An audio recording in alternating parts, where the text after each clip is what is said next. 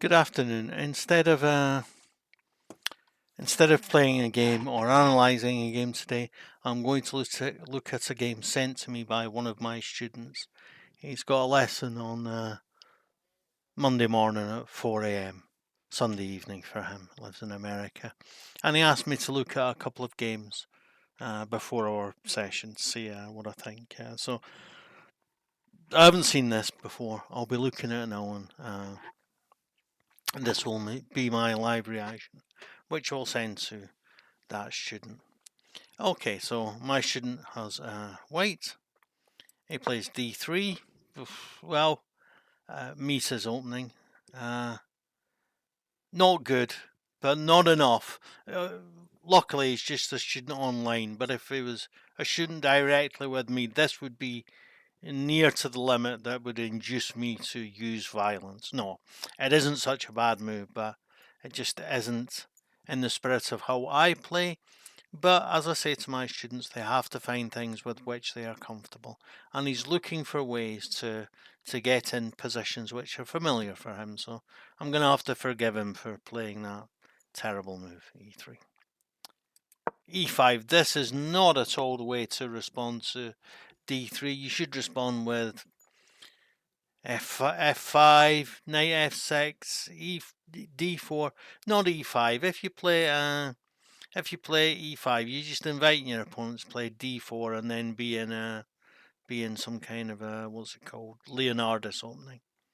You're inviting your opponent into known territory. Why do that? e3. Now, this would be a case for violence if I was no, I don't believe in violence as a teaching method. I sometimes believe in joking threats of violence as a teaching method, and yeah, no, no, no, no, no, no, no, no, no, no. E d3 is bad enough. Follow up with e3. Stop it. Stop it. You know, the pawns belong on the fourth rank. Take some space in the centre. Give your pieces some room to breathe. Oof, oof, oof. d5, a sensible reply from white. Knight to f3. That's great. Nice to see some development in the last. Bishop to g4. I would only consider bishop to e2 now. And indeed, that's what he plays. Great. E4. You built up a bit of a space advantage in the centre as black, and this just throws it away. So of course he takes. That sensible thing to do. I hope to see that he takes the queen. He takes the queen. Fantastic. He plays the knight, threatening two pawns. The pawn on on f7 and the pawn on e5, e4. Obviously, the pawn on f7 is more important to protect because that allows a fork. He plays bishop to e7. Well, knight to f6. Okay, that's fair enough. Fair enough. That's but then no, he can just take the pawn. He can take the bishop here, and if he takes back, then he's going to be able to take the pawn here with check and the fork. This is terrible. Good, he takes that, and I think his opponent realizes that he can't fork now. And okay, my student can, yeah. He's got two pieces threatened, so he can't hold on to an extra piece here. So then his best plan is to desperado the knight, either with knight takes e4 or knight takes f7. I like knight takes e4 because it gives him a bit more freedom. He plays at knight takes f7. I'm not going to complain about that. It's fair enough. Yeah. Knight comes c2. Great. Threatening the pawn on e4. This pawn is not going to be able to be defended for long, so he has to have a priority of getting rid of that pawn. Yeah, that's a good way to defend the pawn. Yeah, he's looking to fianchetto the bishop, but unfortunately, he gives that move just gives the long diagonal to his opponent. He has to play rook to b1 now. Good, he plays rook to b1. h5, yeah, harass that bishop, why not? The bishop should come here, then it can come here, and then pick up this pawn. Okay. I don't like retreating all the way. Yeah, that's good, grabbing a bit of space. He can now look at playing c5 to attack the knight so that he can pick up the pawn on e4. It should really be his priority. He's threatening to win a pawn here. I think he should just forget about that and play c5. Excellent, excellent. Just exactly what I would have played. And now he should take the pawn. But he decides to castle. Fair enough. This allows the knight to come to d3, but he should still take the pawn. Great. Now he's threatening the knight, he's threatening the bishop. Alright, the rook is threatened. He takes. I hope he takes with the rook on f1. Because it's a free developing move. Well, okay, takes with the rook on b1. Okay, yeah, fair enough. And now I'd like to see him playing rook here check, and then rook here.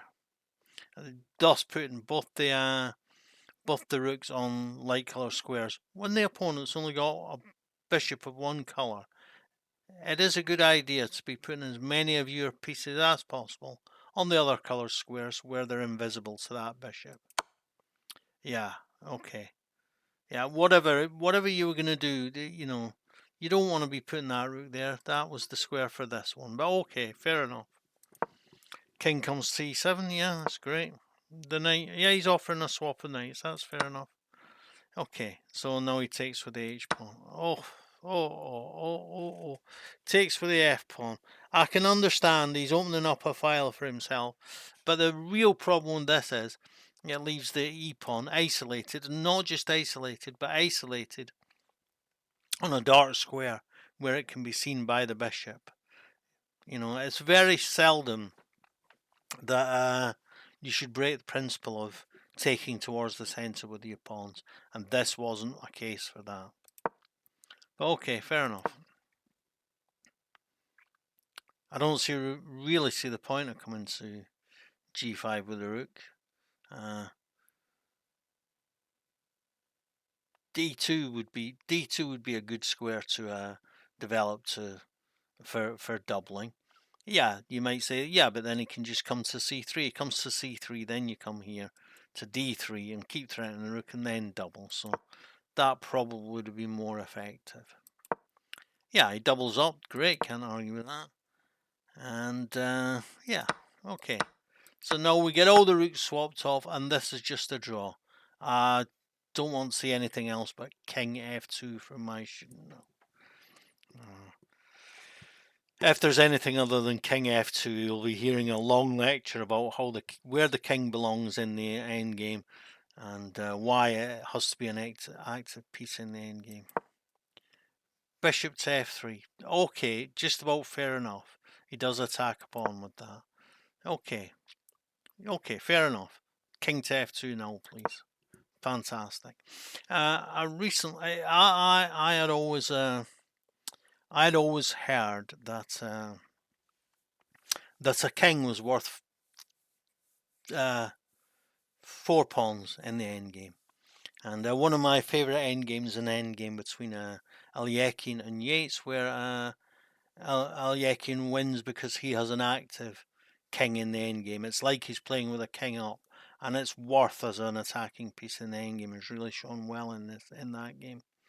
And yeah, but recently I saw Magnus in an interview. I think it was during the candidates to the FIFA World Cup tournament. He was watching, commentating on one of the games, and he said the king was worth 5 pawns in the endgame. I'm not arguing with Magnus. It's very clear he knows a lot more about chess than I'm ever going to know. Anyway, king comes to the centre, great. Yeah, more centralised. It might have been good to...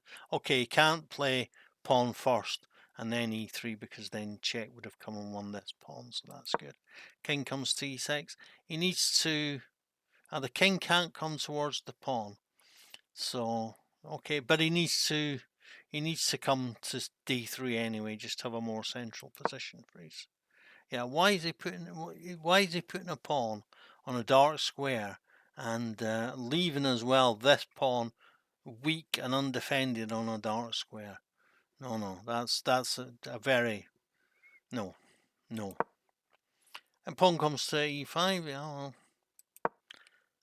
a5. That's great. You're putting the pawn on a dark square and you're restraining these. I suppose one of the points of playing this move is that it does rather restrain the pawns of the opponent. And if black comes and attacks this, you can play g4.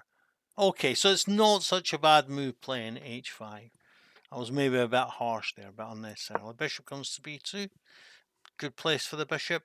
He's maybe thinking about coming here, in which case the bishop, yeah, but if the bishop comes here, so yeah, this is uh, one of the things about weakening all these pawns with h5. Come here to try and protect this pawn from the bishop coming here, then the bishop can come here and attack this pawn, come and attack this pawn, come and attack this pawn, and might be able to get to this square, and then this square. Gets to this square, pawns are falling, so yeah, okay, that's good. That's good. Breaks all of that bind. Bishop comes to a3. Oh, fine. Takes the pawn. Yeah, now he just wants to take the pawn on h5. Excellent. Forget the pawn on... Yeah. Swap of prisoners. That's great. And these two, which are on light coloured squares, are very effective at stopping these three. And he's got two passed pawns on the queen side. He should, even although... Well, 2 pawns extra in an endgame. He should be winning here, or at least he should have winning chances. Bishop comes to c3, perfect square for the bishop. King comes to f5. He should play g4 check. No.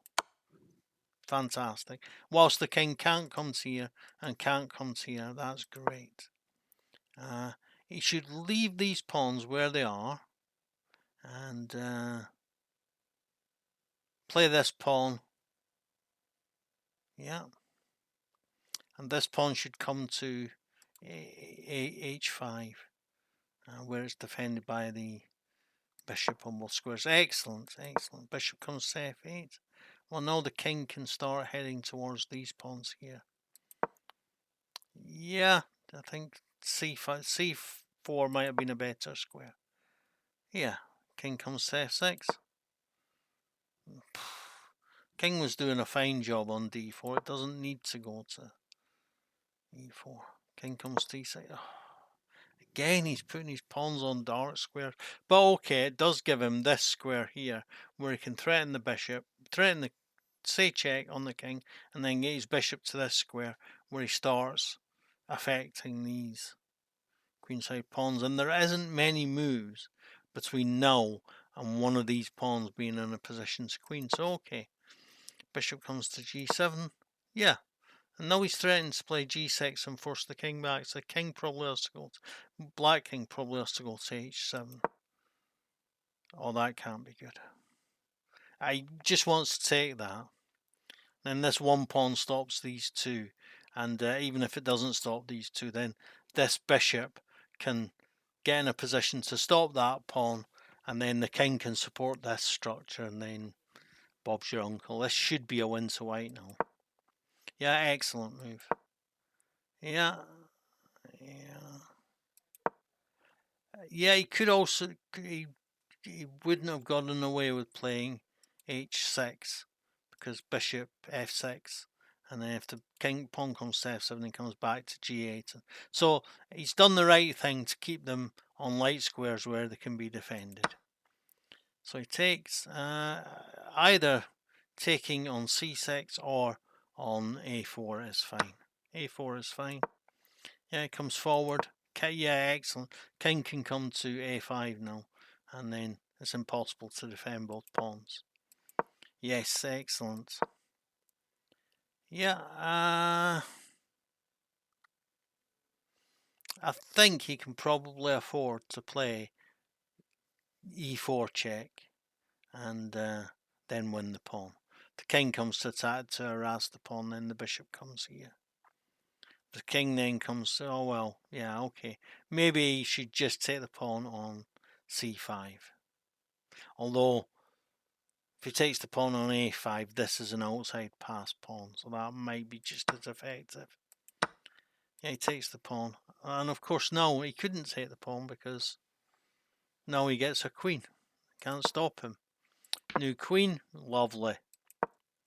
Yeah, let's see how effectively he rounds that up. Yeah, it's, you know, I'd probably be playing queen g6 check here. Lovely.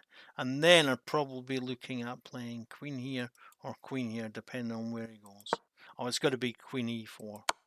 Queen e4, and then you're getting the bishop, whatever. Yes. And now takes the bishop. Oh, and e4 is check and stops the pawn from queening. And the queen covers the other square. Excellent. King comes g4.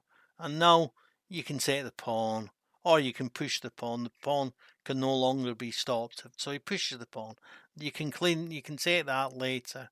You can take on its next square. So the correct move is to take with the pawn. That's what the computer would probably like. But if you take with the bishop and he takes the pawn, then you come here with the queen, and you're forcing him into, yeah. So if you take with the bishop, he takes the pawn. You play here with the queen. He's forced to go to h6, and then queen g6 is mate. So it doesn't matter which he plays. He pushes the pawn, and his opponent resigns. Great, great. Yeah, a nice win, and only necessary with threats of violence. No actual violence is necessary. No, it's a good game, and we're going to forgive him for playing something as silly as, I see it's the cow. I think that's Anna Kramling's opening. Oof, oof. D3 and E3. Oh, honestly, I don't know what to say. But I know that this does like to see predictable things in the opening. I know that when we first started our relationship as student and coach, he liked to play birds opening. I think hopefully I've cured him of that. He liked to play birds opening so that he got predictable results in the middle game. Predictable results at the end of the game was that he lost them. No, sorry, a predictable result with birds opening is that you're exposing your king very, very early. If you want to go to attack against the opponent immediately, play sensible, play big boy chess with the king's gambit. Birds opening was a novelty in the 1850s. It's not the 1850s anymore. Stop it. I have stopped it. We've listened to it, and yeah, he's a good student. He's coming on well, and I'm pleased with this result, particularly the technique in the end game. A few little points that I have complained about. I will be saying to him, nice game. When we speak about this on Monday, there's no point in going through what the game review says on this game. I think, especially in terms of coaching students and in terms of your own games as well, a verbal review of the game should come before any look at what the computer says. Because often, yeah, I'm not saying that what the computer says is wrong, but often it's complete nonsense. It says they should do this move. Why should you do this move? Because there's an 8-move sequence that wins you a pawn at the end of this move. An 8-move sequence which a human being is not going to find, you know. But yeah, he has learnt stuff, and he has thoughts about his game there. So congratulations to my student. Don't forget to like, share, comment, and subscribe to my videos. Thanks. Bye.